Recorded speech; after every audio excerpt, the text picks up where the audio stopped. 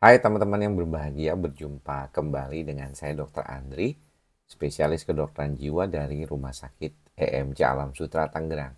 Saat ini saya sedang berada di Tokyo, Jepang, dalam rangka menghadiri suatu kongres terkait dengan perilaku dan juga terkait dengan masalah-masalah yang berkaitan dengan gerontologi atau ilmu yang mempelajari tentang manusia di usia lanjut ya, atau kita kenalnya sebagai lansia. Nah, pada kesempatan kali ini saya memberikan presentasi saya terkait dengan gangguan kecemasan yang terjadi pada pasien-pasien yang mengalami penurunan penglihatan. Jadi memang di dalam kasus sehari-hari yang sering saya temukan, banyak di antara pasien-pasien saya ini yang usianya udah di atas 65 tahun, dia mengalami gejala adanya penurunan penglihatan. Sebabnya banyak, bisa dari glaukoma dan juga bisa dari penyakit retinopati diabetik ya. Biasanya orang yang diabetes atau kencing manis itu seringkali mengalami gangguan penglihatan ya akibat retinanya tersebut yang mengalami masalah. Nah, pada kesempatan kali ini saya memberikan presentasi saya berkaitan dengan hal tersebut ya. Dan biasanya namanya kalau di luar negeri hari pertama suka susah tidur ya karena irama tidurnya terganggu kemarin di atas pesawat tidak bisa tidur. Jadi akhirnya agak pagi tidurnya lebih awal, misalnya jam 5 sore udah tidur kemarin waktu Jakarta, artinya jam 7 malam waktu Jepang, dan kemudian terbangun di jam sekitaran jam 9 ya waktu Jepang. Nah, ini yang membuat problem. Akhirnya gangguan tidur terbangun di subuh ya. Ini masih jam 3 pagi waktu Indonesia Barat ya. Di sini sudah jam 5 pagi. Nah, irama sirkadian, usia lanjut, tidur, kemudian kecemasan pada pasien-pasien yang mengalami penurunan penglihatan adalah hal-hal yang paling bisa sering kita temukan di dalam praktek sehari-hari. Teman-teman saya yakin juga sebagian ada yang mengalami gangguan tidur, kemudian juga sebagiannya lagi juga mengalami masalah kecemasan atau masalah penurunan penglihatan karena usianya sudah mulai bertambah. Memang kadang-kadang tajamnya penglihatan di saat usia meningkat itu suka tidak tercapai ya. Jadi kadang-kadang ini juga menjadi masalah buat sebagian orang dan itu bisa menimbulkan stres. Seperti juga ketika Anda mengalami gangguan lambung yang terus-menerus. Nah, ini yang ingin saya jelaskan sedikit bagaimana seseorang yang mengalami gangguan kecemasan itu akan sangat berkaitan juga dengan kesehatan fisiknya ya, kesehatan tidur, kesehatan fisik ya, ini sangat berpengaruh terhadap kondisi gangguan kecemasan. Banyak di antara kita yang mungkin sedikit melupakan kecemasan ini seolah-olah hanya sifatnya gangguan kejiwaan, sifatnya mental, psikologis, tanpa memikirkan bahwa hal ini sebenarnya terkait dengan kondisi gangguan yang lainnya. Salah satunya adalah gangguan fisik medis yang harusnya diperhatikan juga. Sehingga kalau misalnya contoh yang sedang di depan saya ini adalah satu bahasan saya mengenai gangguan fisik gastrointestinal yang paling banyak ditemukan oleh saya di dalam praktik sehari-hari. Kita melihat bahwa problem di sini dikatakan bahwa gangguan cemas merupakan kondisi psikologis yang umum terjadi pada dewasa ya, dan juga terjadinya berbarengan sama juga dengan pasien-pasien yang mengalami gastrointestinal disease atau gangguan gastrointestinal.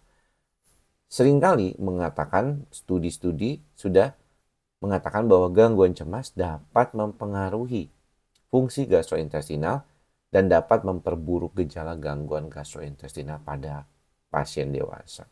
Oleh karena itu, penelitian yang mengenai hubungan antara gangguan cemas dan gangguan gastrointestinal ini banyak perlu dilakukan ya, karena sesaat kita mengerti bahwa banyak diantaranya mengalami perubahan di dalam kondisi keseharian kita. Mengapa ketika kita nantinya baik juga dari kondisi ini, kita juga berharap si pasien itu bukan cuma menjaga kesehatan fisiknya saja, tetapi juga kesehatan mental. Begitu juga sebaliknya, kesehatan mentalnya harus dijaga supaya kesehatan fisiknya bagus juga. Begitu juga sebaliknya. Selalu ada perubahan-perubahan yang orang-orang bingung. Jadi yang mana yang harus diperhatikan, Dok? Yang harus diperhatikan itu adalah bagaimana teman-teman mengenali. Saya misalnya nih ya, saya seorang yang mungkin kalau kita bicara tentang makanan, nggak semua makanan bisa saya makan, ya.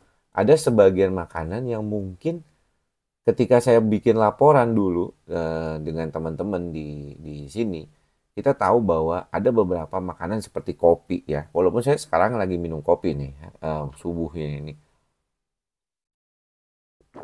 Dan kemudian juga ada minuman dan makanan lain seperti yang mengandung gluten terlalu banyak. Saya udah nggak bisa terlalu banyak makan pizza.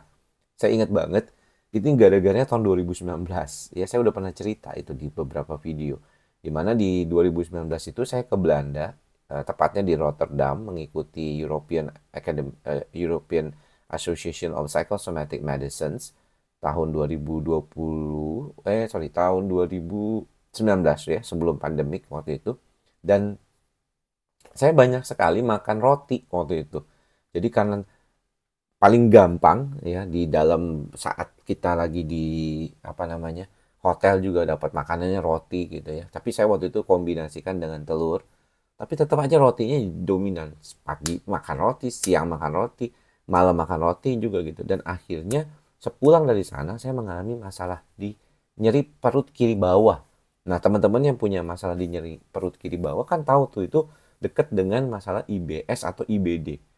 Kalau misalnya terus-terusan nggak baik dengan penggunaan probiotik, biasanya kita endoskopi bawah ya atau kolonoskopi istilahnya. Dan kalau ditemukan adanya IBD atau irritable bowel disease, wah itu repot banget tuh ya. Jadi problemnya itu sangat dominan, misalnya colitis atau apa namanya tuh Crohn disease ya, itu juga sangat dominan terjadi dan itu bisa terjadi pada kita ya, karena usia meningkat banyak yang dari kita itu mengalami gangguan autoimun gitu. Nah itu yang perlu diperhatikan juga, dan ternyata untungnya saya diperiksa kotorannya, fecal protectin saya itu tidak terlalu tinggi, cuma 50 ke bawah. Jadi bukan masalah yang berkaitan dengan IBD, ini IBS kayaknya. Dan akhirnya saya tekniknya saat itu ngurangin banget gorengan-gorengan ya, yang biasanya saya suka makan gitu ya, untuk membantu saya menjadi jauh lebih stabil. Ternyata yang apa namanya itu berguna ya. Dan sampai sekarang saya tidak banyak makan tepung ya, tepung terigu terutama ya. Kalau tepung beras saya masih makan, tentunya tidak masalah. Tepung terigu saya udah jarang makan ya. Pizza juga kalau makan paling cuman satu slice gitu ya, nggak kayak dulu bisa 2-3 slice. Termasuk juga karena kalori yang tinggi juga sudah mulai dikurangi. Jadi teman-teman tetap harus perhatian. Bukannya berarti kalau cemas dan GERD atau cemas dan gastritis, cemas dan IBD, cemas IBS, itu kemudian teman-teman bilang, ah nggak usah pantang, udah ini pasti gara-gara cemasnya doang. Nggak juga. Kita tetap harus pantang. Pantangan makan tetap harus dijaga supaya cemas kita membaik. Walaupun kita tahu ada faktor cemas yang berkaitan dengan gangguan lambung kita. Tapi tetap gangguan lambungnya diperbaiki juga. Jadi jangan lupa, kalau memang gangguan lambungnya belum stabil, belum baik, teman-teman boleh ke beberapa dokter. Kalau di Jakarta saya sarankan Profesor Arif Arial ya. Itu beliau bagus ya. Kalau beliau itu sederhana pengobatannya, tidak terlalu neko-neko, tapi kemudian juga nggak terlalu mahal ya, kemudian bisa membantu. Kalau misalnya membutuhkan endoskopi pasti beliau akan lakukan, kalau nggak jangan minta, karena memang nggak perlu ya, itu yang harus dilakukan juga. Jadi banyak hal yang mungkin teman-teman, kalau ke dokter kakak, sebagian teman-teman sudah melakukannya, agak mahal sedikit katanya obatnya ya, tapi ya demi kebaikan mudah-mudahan bisa bagus selalu, tidak masalah. Tentunya itu yang harus diperhatikan juga sama teman-teman. Ingat, gejala fisik harus diperbaiki, Pantangan makan juga harus dijalankan, nggak boleh ngopi, tidak boleh merokok. Udah pasti ya, Dokter Ari, Prof. Ari Parial pasti nggak suka kalau pasien yang mengalami masalah lambung ngerokok. Udah pasti kata dia nggak bakal baik gitu ya. Susah baiknya akan kambuh-kambuhan. Dan tetap menjaga diri kita, menjaga kesehatan jiwa kita dengan ikhlas, sabar, dan sadar. Mudah-mudahan yang saya berikan pada kesempatan kali ini bermanfaat ya buat teman-teman semua. Jangan lupa kita tetap menjaga mental kita di saat bulan Ramadan ini dengan baik dan selalu berharap kita menjadi orang yang jauh lebih baik lagi setelah Ramadan ini. Mudah-mudahan semua berbahagia. Sampai bertemu lagi di lain kesempatan. Semoga semua makhluk berbahagia. Salam sehat jiwa. Bye-bye.